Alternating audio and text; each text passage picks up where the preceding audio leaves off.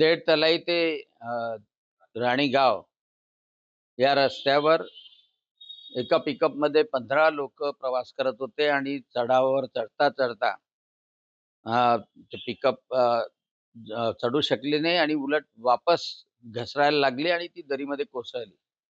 आणि त्यामुळं अनेक गंभीर अवस्थेमध्ये रुग्ण जनरल हॉस्पिटल अमरावतीमध्ये सामान्य रुग्णालयात भरती आहेत.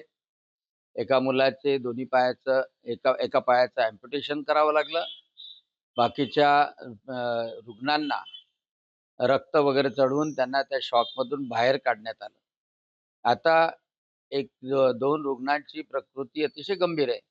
परंतु डॉक्टर मंडळी अतिशय मेहनतीने त्यांचा जीव वाचवण्याचा प्रयत्न करतात आहे आणि तो रस्ता सुद्धा तातडीनं पूर्ण व्हावा आणि त्या रस्त्यावर अवैध वाहतुकीच्या ऐवजी एस-टीची वाहतूक नियमितपणे सुरू व्हावी, यासाठी सुद्धा मी पालकमंत्री चंद्रशेखरजी बावनकुळे, त्याचप्रमाणे माननीय मुख्यमंत्री देवेंद्रजी फडणवीस यांना सुद्धा पत्र लिहिलेलं आहे, विनंती केलेली आहे.